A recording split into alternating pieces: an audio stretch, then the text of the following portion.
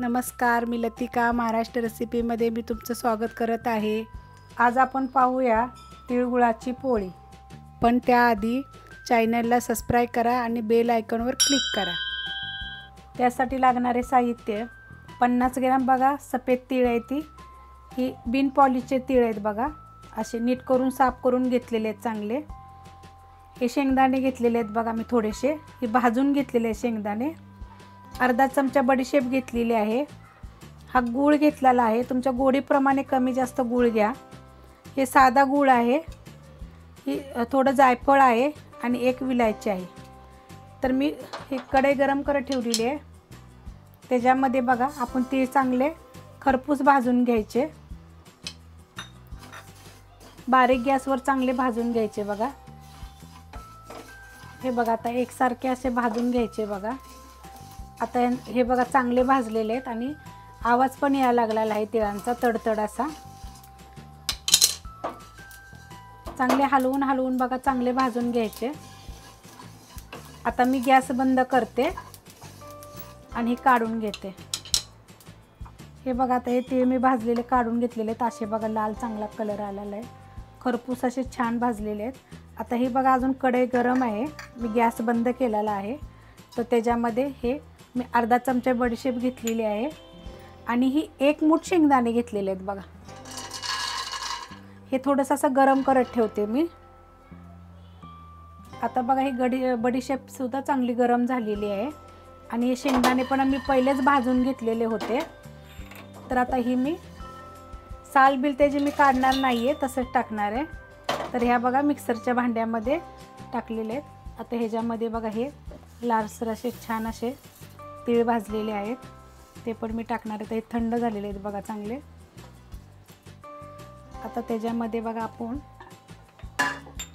एक ही वेलची बघा सोलून टाकायची बारीक करायसाठी, आणि हे जायफळचा तुकडा आहे, थोडंसं जायफळ टाकायचं। हे बघा आता मी थोडंसं जायफळ पण टाकलेलं आहे। आता ही एवढंच मी पहिलं मिक्सरला चांगलं बारीक करून घेणार आहे। जर तुमच्याकडे खलबत्ता असेल तर खलबत्त्यात जर टेचून घेतलं तर चवीला छान लागतं, पण मी हे मिक्सरमध्ये तुम्हाला दाखवते करून। हे बघा आता हे बारीक करून घेतलेलं आहे। हे बघा एकदम बारीक एकदम करायचं। हे बघा तीळ आणि शेंगदाणे एकदम बारीक झालेले आहेत। आता ह्याच्यामध्ये बघा हा गूळ ना मी कुटून घेतलेला आहे, तुमच्या गोडीप्रमाणे कमी जास्त टाका। आता हे पण आपण एकदा मिक्सरला फिरवून घ्यायचे। हे बघा आता मी हे गूळ टाकून पण बारीक केलेलं आहे। तर बघा हे असं झालेलं आहे,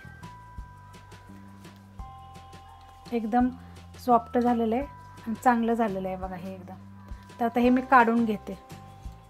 हे बघा आता हे मी तिळागुळाचं सारण मी काढून घेतलेलं आहे वाटीमध्ये, आणि ही गव्हाचं पीठ मी मळून घेतलेलं आहे बघा, मीठ टाकून थोडंसं घट्ट असं मळून घेतलेलं आहे। लावायसाठी आपल्याला थोडंसं पीठ पाहिजे, आणि तेल घेतलं तरी चालते, नाहीतर तूप घेतलं तरी पण चालते। आता मी तुम्हाला पोळ्या बनवून दाखवते। त्यासाठी छोटा गोळा घ्यायचा बघा एक,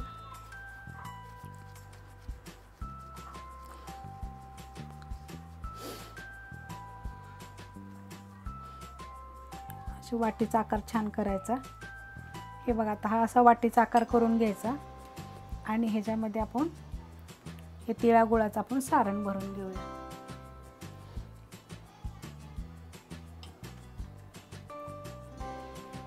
जास्त प्रमाणात भरायचं असं दाबून चांगलं, आणि हे आस्ते आस्ते असं दाबून आपण जसं शेम पुरणपोळी करतोय असं आपण करून घ्यायचं। आणि जर तुम्हाला वाटत असेल हे लय सुक्क झाले तर ह्याच्यामध्ये थोडंसं तुपाची धार जरी टाकली तरी चालतं।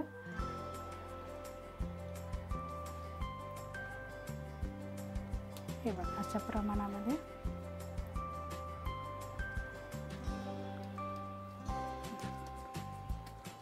हे बघा असं।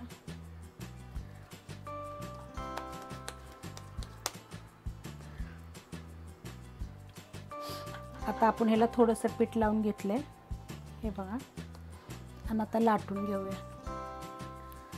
तर मी तवा बघा गरम करत ठेवलेला आहे, आता आपण ही पोळी हलक्या हाताने लाटून घ्यायची.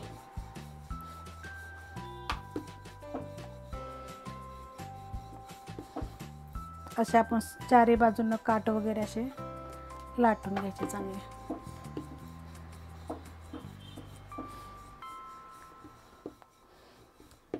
हे बघा आता सगळीकडून आपले एकसारखे लाटून घेतलेले, दोन्ही साईडून आपण हे बघा असे छान असे लाटून घेतलेले आहे. आणि चांगली पातळ लाटायची. तर तवा बघा आपला चांगला गरम झालेला आहे. आता ह्याच्यामध्ये ही पोळी टाकून घेऊया. हे बघा आता आपण साईडनं थोडंसं तेल टाकूया.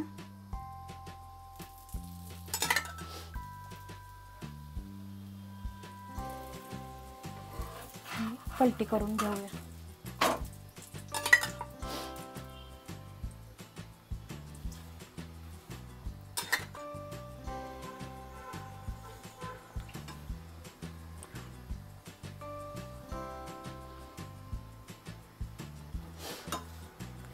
सगळे कोणाशी छान असे भाजून घ्यायचे.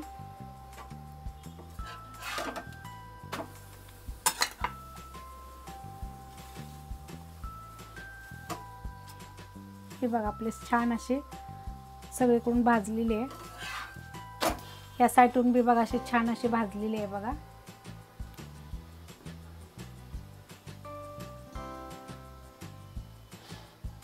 जर तुम्हाला हे जर तिळागुळाची जर पोळी जर आवडली असेल तर लाईक करा, सबस्क्राईब करा, कमेंट करा आणि शेअर बी करा आणि करून पहा.